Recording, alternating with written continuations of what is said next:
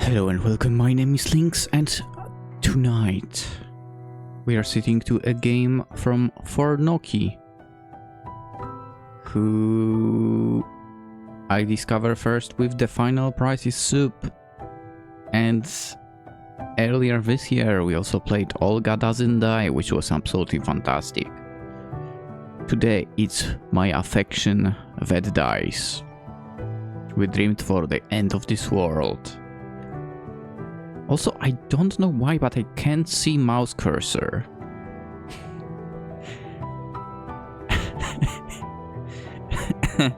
Which I think never happened before. You are supposed to not see it, because I set it up in OBS like that. I don't know why I can't see it in the game though. Whatever. Description of the game first. My girlfriend committed suicide, but I couldn't bring myself to touch her dead body. Then the world collapsed, and she revived as a zombie. This story is a tragedy, therefore, there is no happy ending. Aww. 2.3 thousand words, released 16 days ago. I'm not sure if I have the updated version, because there was an update 12 days ago.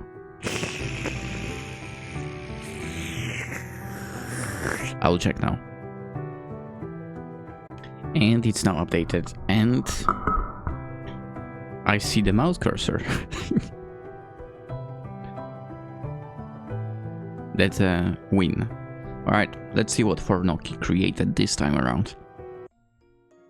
Omegas don't bite. We live in a world with 3 secondary genders.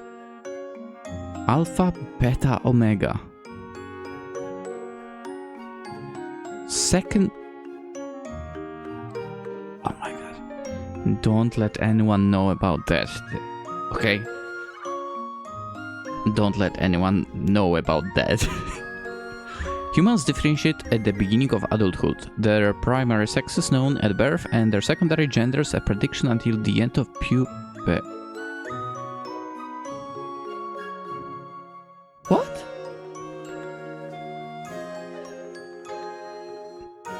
Yeah, I don't go by that. There are 2 options for me. And the same I was born with. Anyway, to become an alpha is victory. Oi, that's not how it works. Alpha is an early stage, unfinished product. Actually a product at the very beginning, to be fair. It's like the most unfinished of possibilities. You know that. They guarantee that you will be at the top of this world. Your physical prowess has no match, your pheromones are used to subjugate. To become a beta is the start of mediocrity. You are utterly unchanged from your childish form and have not even the ability to sense pheromones. To become an omega is the end of life. You are no more than a tool to be bred. To bear young for an alpha who will mark you and claim you as a belonging slave to pheromone.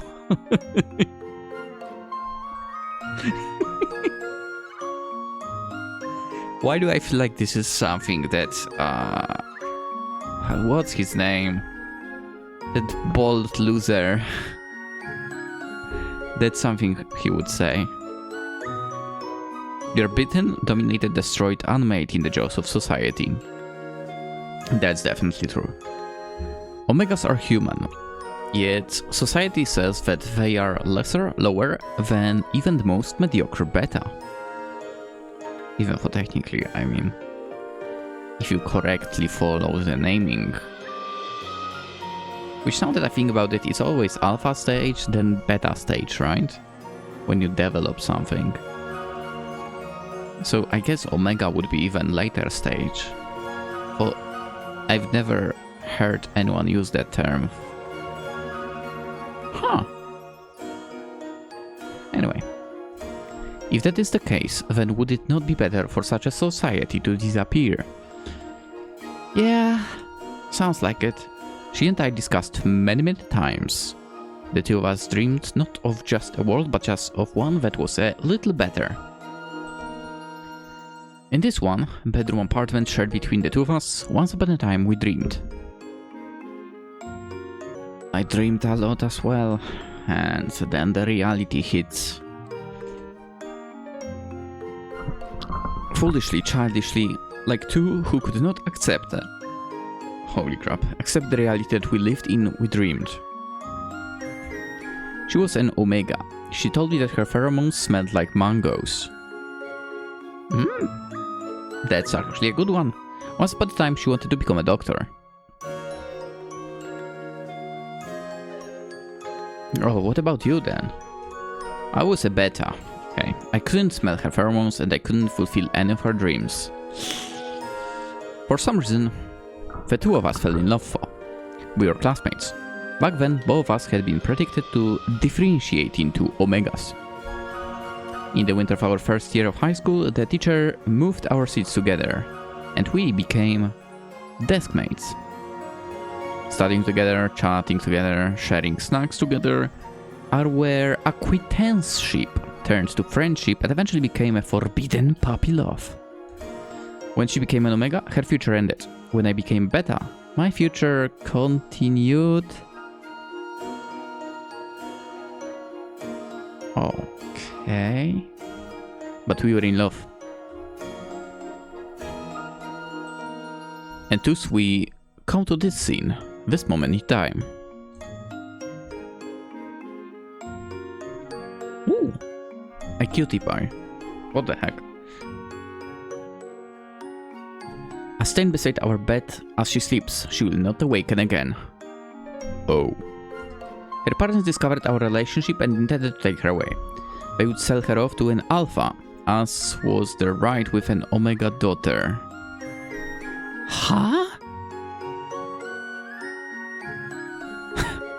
That's messed up. Therefore, she chose to sleep forever instead. The cold of winter seeps through our thin apartment walls. For the first time, I feel glad about the poor insulation we always complained about. Yeah. I did complain about that a little bit as well in the past. And then, one summer, they decided to put more insulation on the entire building here. Which is nice. Now, even in winter, I don't need to turn on the radiators really. Anyway, I keep the heat off despite chills rocking my body. I do not shiver. She sleeps covered with a blanket because it is cold. I couldn't bear for her to rot away. Even now she's beautiful. I count the days since I found her asleep. I had returned from a long shift at work only to discover that she had chosen to no longer dream. She left me only a short note. I'm sorry. The TV plays the news in the background. She and I had debated for a long time whether to put the TV in the bedroom or the living room. Living room. If you have that in your bedroom, it will be harder to fall asleep. Right. But the idea of movies in bed had ultimately won out.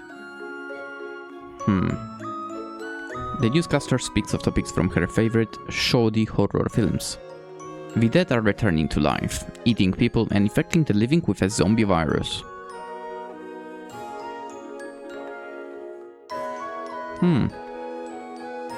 Speaking of zombies,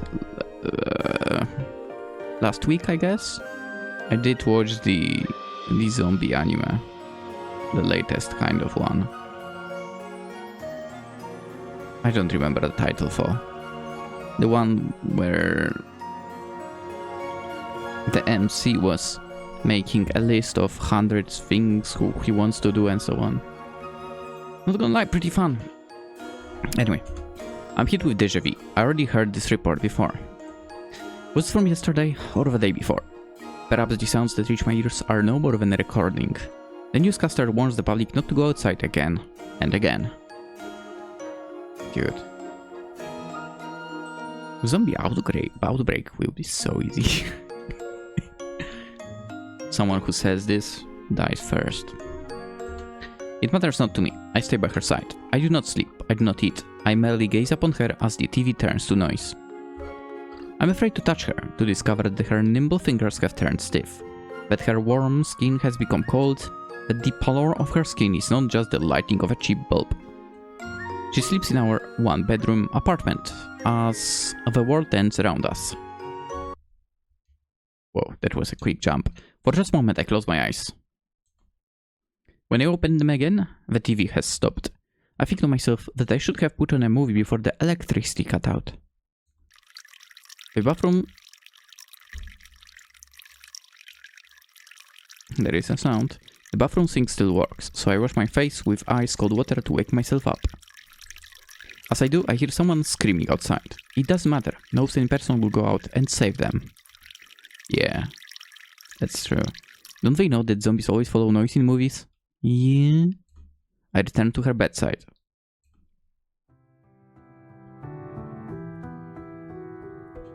Huh. She opens her eyes. But those eyes are not hers. Milky irises look toward me, stark blue veins feeding into them from her skin. Her eyes were the prettiest rose gold color, and they reflected an almost emerald hue in sunlight. Apparently, humans didn't used to have eye colors like that, but we developed them along with secondary genders as if an apology from fate. Okay. I call her name. 5 letters.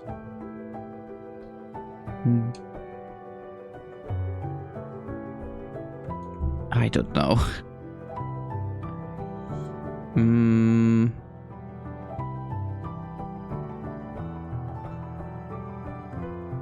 I mean, I could go with Polish names, and there will be some with 5 letters, but...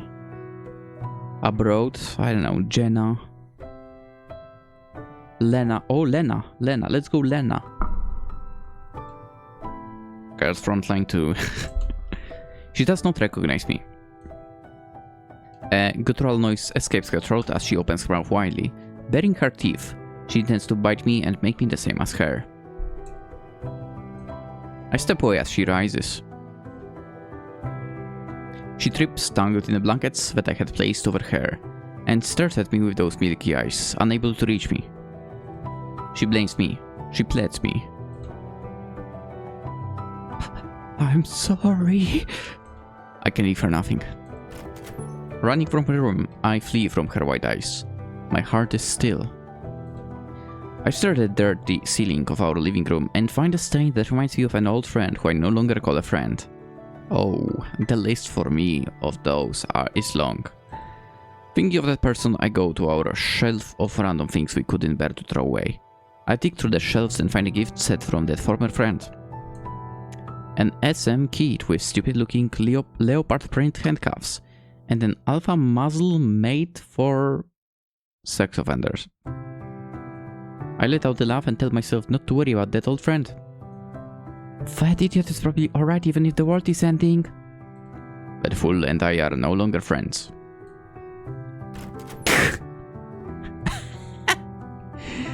I return to our room with the goods in hand, seeing her still entangled in the blankets, and tenderly place the muzzle upon her face. I feel like that would not be enough.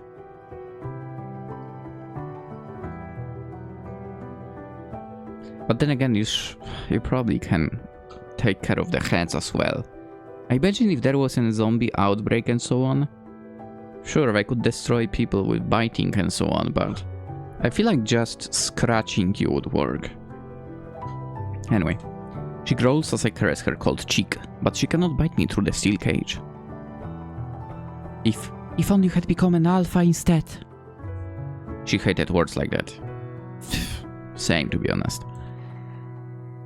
Then I chained her thin ankle to the leg of the bed with those garish handcuffs, struggling to handle the locking mechanism with my cold, numb fingers. We never used toys like this. Wink wink. Affirming that I secured her, I extract her from the tangled mess before draping the blanket over her shoulder once more. It's cold after all. She tugs against the bed, trying to reach me, and in an attempt, the blanket falls to the ground. I did not place it on her shoulders again. Instead, I pull her into my embrace. She feels like ice, her body terribly stiff. When I nuzzle my nose to the nape of her neck, she smells of... corpse? You should have become a surgeon. The rumble of her throat sounds so unlike her soft voice. You could have become a singer. When we were still in school, she refused to sing in front of others. Even if the whole class was going out of her for karaoke, she wouldn't take the mic. Must be nice having places like that around. Personally, I bet I wouldn't be a fan of karaoke, but it would still be nice to have something like that. For the longest time I thought she couldn't sing. Then it turned out that she was just shy, and she liked to sing in the shower. I loved her voice. I kissed the muscle of my lips, unable to reach hers. But even if you hadn't chosen to, you couldn't have... I think about what ifs.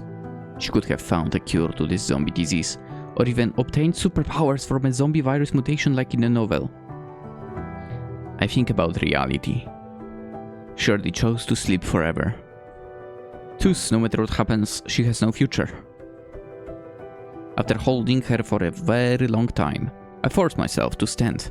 The world twists dizzy around me, and hunger finally catches up to me. I tell myself that if I'm to stay by her side, I must eat and rest. Reluctantly, I once again leave the room. Reaching the kitchen, I catalog what we have in our small one-bedroom apartment. 2 crates of bottled water. Damn, that's nice! What is that like? If I have to guess. Maybe 40 bottles? Unless the crate is a square. Maybe 50. I don't know. Guessing like randomly. She'd always been picky about the flavor of water. For we always boiled it anyway since we usually drank hot. That makes sense. Killing those microplastics, right? A couple cans of vodka. Seltzers in the fridge. Lemon flavored. A chunk of ground meat in the freezer. Nice. I have to use it sooner rather than later. I mean, it's in the freezer for so. A banana on the countertop from who knows when. Maybe don't eat that. A bunch of spices and sauces. Nice. An almost empty bag of rice. Oh boy. And my stash of instant noodles. Delicious. A gas portable stove that we use for home hotpot. Nice. Vitamins. Sleeping pills. After eating the banana, I leave the kitchen and dig through our useful trash shelf for an old radio before returning to our room. Oh my god. I was actually thinking of buying an actual radio, not gonna lie. She greets me with a growl. I'm back.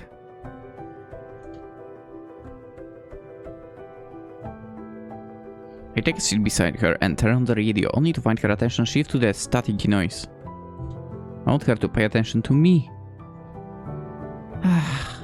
Do you remember when we were first assigned seats next to each other? I turn off the radio and speak. She looks again to me, rubbing against me, unable to remove the muzzle on her face. Eventually it will happen, won't it? It will fall off. I'm pretty sure everyone in the class agreed that the teacher did because both of us were supposed to differentiate into omegas. Omegas are rare after all, so just put both of them together, right? In the end, only you became one. 2 omegas can be together. That's what everyone says, so I wanted for us both to become betas. You said that there is nothing wrong with being an omega. But omegas need alpha pheromones to soothe them. Omegas have a psychological pheromone dependency that causes their health to deteriorate without soothing. Even with all those injections you took, you were still in pain every month. Right. I couldn't help you at all. I couldn't even smell your pheromones. When I said that I wished I could become an alpha, you got mad at me. Don't look down on omegas. It's the world that's wrong for treating Omegas like this. If Omegas were given the same freedoms as Alphas, then there would already be better suppressant drugs, and Omegas wouldn't need to suffer during their sensitive periods. Things like that, right? Hey, you should correct me because I know I said it wrong. Her throat vibrates against my shoulder as she growls. This world is ending. If you hadn't, then you could see the stupid world end. Did I do something wrong? She does not respond to me. The days pass, nothing new plays on the radio. The same recorded public service announcements looping and looping and looping. I sit next to her and crack open the last can of alcohol. You like this flavor? The acidic lemon taste bubbles on my tongue with the carbonation of the drink. Despite the fridge having long been out of commission, the temperatures outside keep it cold. How many sleeping pills does it take to go to sleep forever? There's only one left in the container. Can't you leave something for me too? I place the can of alcohol on the ground and retrieve the bottle of sleeping pills from my pocket. I open the bottle, pop the single pill remaining in the mouth, and wash it down with the lemon vodka seltzer. How come you weren't even allowed to apply to med school? No, I know. I chat with her until my mind grows hazy. She does not respond. I wonder if the animal shelter is okay. I hope the kitties managed to escape. Should we have adopted one of them after all? I close my eyes. I do not dream. There is no longer anything in this world left to dream about. She is no longer warm beside me. I wake and I lament. She says nothing. Her eyes do not see me. She is not here. Am I not allowed to join you? There's nothing left for me, right? Did you love me? Of course. Of course I loved you. Now it's 4. I've got mad. I handcuff her from the bed. The gaudy handcuffs more difficult to unlock than to lock. You're dead. You are no longer alive. I remove the muzzle from her face and caress her cheek, rubbing away the red where the metal pressed into her skin. When I close my eyes, I kiss her tenderly upon the lips. I love you. A tear rolls down my cheeks. Another follows, hot and wet. I cry and kiss her.